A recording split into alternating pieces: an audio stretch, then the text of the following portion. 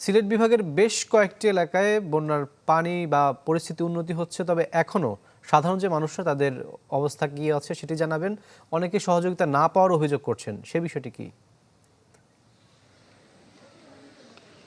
রাকিব, আসলে আমি এখন আছি হবিগঞ্জের নবীগঞ্জ উপজেলার ইনাদগঞ্জ হাই স্কুলের সামনে। এখানে কিন্তু গত কয়েকদিন ধরে বন্যার পানিতে কিন্তু এখানে প্রায় ইনাদগঞ্জ, আউশকান্দি এবং এর প্রায় 20টি গ্রামের প্রায় 30,000 মানুষ কিন্তু পানিবন্দী হয়ে রয়েছেন এবং এখানে 8টি আশ্রয় কেন্দ্র খোলা হয়েছে এবং প্রায় 1180 জন মানুষ এই 8টি আশ্রয় কেন্দ্রে তারা অবস্থান করছেন এবং এখানে যে বিষয়টি গত বৃহস্পতিবারই কিন্তু আশ্রয় কেন্দ্রগুলোতে কিন্তু প্রতি পরিবারকে 10 কেজি করে চাল দেওয়া হয়েছিল। এছাড়া কিন্তু আর কিছুই তাদেরকে দেওয়া হয়নি। এখানে যারা পানিবন্দী মানুষ রয়েছেন আশ্রয় কেন্দ্রে, এখানে তাদের অভিযোগ হচ্ছে তারা আসলে বিশুদ্ধ পানির সংকট রয়েছে এবং শুকনো খাবারের সংকট রয়েছে। তারা যে জিনিসটি বলছেন যে প্রশাসন গত বৃহস্পতিবারে 10 কেজি করে চাল দিলেও কিন্তু আর কোনো সহযোগিতা কিন্তু তারা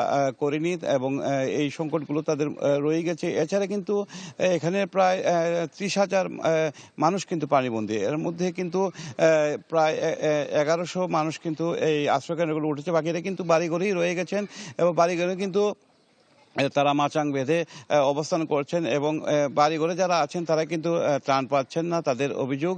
এবং তারা প্রশাসনের জোর দাবি জানাচ্ছেন তাদেরকে যেন শুকনো খাবারের ব্যবস্থা করে দেওয়া হয়। এ বিষয়ে আমি কথা বলেছিলাম জেলা প্রশাসক জিলুফা সুলতানের সাথে। তিনি জানিয়েছেন যে আজ 500 প্যাকেট শুকনো খাবারের ব্যবস্থা করা হয়েছে এবং এই খাবারগুলো তারা বিভিন্ন বাড়িতে এবং আশ্রয় কেন্দ্রে বিতরণ করবেন বলে তারা জানিয়েছেন। এখানে বানের পানি বন্দী মানুষ যারা আছেন, যারা আমরা ইনাদগঞ্জ হাই স্কুলের সামনে আমরা রয়েছি, এখানে কিন্তু হাই স্কুলের ভিতরে কিন্তু 100টি পরিবার রয়েছেন এবং তারাও কিন্তু একই অভিযোগ করেছেন এবং তারা কিন্তু তাদের পানির যে সমস্যা, বিশুদ্ধ পানি এবং খাবারের সমস্যা রয়েছে তারা বলছেন।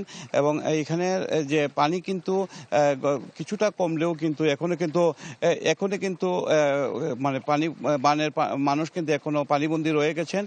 তবে পানি উন্নয়ন বোর্ড যেটি জানিয়েছে যে হবিগঞ্জের কুশিয়ারা নদীর পানি এখনো কিন্তু বিপদসীমার 19 সেন্টিমিটার উপর দিয়ে প্রবাহিত হচ্ছে। এছাড়াও কিন্তু বানিয়াচুঙ্গের মারকুলি এবং আজমিরিগঞ্জেও কিন্তু বিপদসীমার 33 সেন্টিমিটার এবং 57 সেন্টিমিটার উপর দিয়ে প্রবাহিত হচ্ছে। এই ছিল হবিগঞ্জ থেকে বন্যা পরিস্থিতির সর্বশেষ খবর। রাকিব। 100% কপার কন্ডেন্সারে তৈরি ভিশন ফ্রিজ, তাই গুণে মানে অটুট থাকে বছরের পর বছর। রাসেল, আপনাকে ধন্যবাদ। দর্শক, এবার যেতে চাই আমাদের আরেক সহকর্মী রায়হান সবুক্তগিনের কাছে। উত্তরাঞ্চলের বেশ কয়েকটি জেলায় কিন্তু আমরা নদ নদীর পানি বৃদ্ধির খবর জানতে পেরেছি। নীলফামারীতে সবশেষ পরিস্থিতি জানাবেন।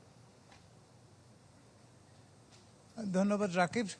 একটি সুসংবাদ দিয়ে আসলে শুরু করি। যদিও নীলফামারীতে তিস্তা আমরা রয়েছি তিস্তা তীরবর্তী একটি গ্রামের নিম্ন অঞ্চল এটা জায়গাটির নাম হচ্ছে ছোটখাতা ইউনিয়নের আমরা উত্তর সরকারি ছোটখাতা সরকারি প্রাথমিক বিদ্যালয়ের প্রাঙ্গণে রয়েছে। এই জায়গাটি কিন্তু গতকালকে 1 কোমর পানির নিচে ছিল। সুখবরটা হচ্ছে যে আজকে পানি এখান থেকে অনেকটাই নেমে গিয়েছে। আপনাদেরকে যদি আমি একটু এই স্কুলটার নিচে যে মাঠঘাট এইসব ডুবে রয়েছে, কিন্তু পানি অনেকটা নেমে গিয়েছে। এখানে যে কথাটি বলতে হয়, গতকালকে বিপদসীমার 15 সেন্টিমিটার নিচে ছিল। এবছরে আসলে তিস্তায় পানি বিপদসীমার নীলফামারী জেলায় বিশেষ করে তিস্তায় পানি বিপদসীমার উপরে ওঠেনি, 15 সেন্টিমিটার পর্যন্ত ছিল। আজকে কিন্তু 51 সেন্টিমিটার নিচে পানি প্রবাহিত হচ্ছে। তো এই গ্রামটা, আমরা যে গ্রামটাতে এসেছি, পানি নেমে গেলে বা পানি মানে বেশি হলে যে এই গ্রামটা সবসময় কিন্তু একই রকম পরিস্থিতি থাকে। এই গ্রামটা পুরোটাই বা পানি আমরা দেখাতে চাই যে এই যে এদিক থেকে আপনার দূরে দেখতে পাচ্ছেন যে এটাই তিস্তা নদীর থেকে খুব তীরবর্তী এই গ্রামটাতে কিন্তু জলাবদ্ধতা সৃষ্টি হয় এবং এই ধরে এখানকার যে জনগোষ্ঠী আছে তাদেরকে কিন্তু এই ভোগান্তিটা ভুগতে হয়, জলাবদ্ধতার মতো শিকার তারা হয় এবং এখান থেকে পানি নেমে যাওয়ার কোনো উপায় নেই। কারণ তিস্তার নদীর বুকের যে অবস্থা, তিস্তার যে বেড সেটি এই অঞ্চলটির তুলনায় উঁচু, ফলে পানি তিস্তায় একবার বেড়ে গেলেই এখানে পানি ঢুকে পড়ে এবং এখান থেকে পানি বেরোনোর কোনো উপায় থাকে না।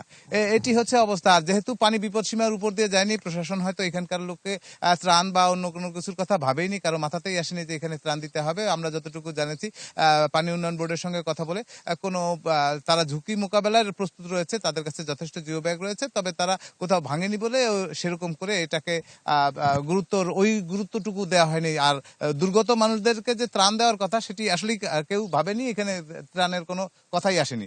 আমরা আমাদের সঙ্গে এই মুহূর্তে রয়েছে, আমরা সেই স্কুলের উপরে একটা জায়গায় এখানে বন্যা দুর্গত দুজন মানুষকে আমরা পেয়েছি, তাদের সঙ্গে আমরা আসলে কথা বলবো, এখানকার পরিস্থিতিটা সম্পর্কে জানতে চাইবো।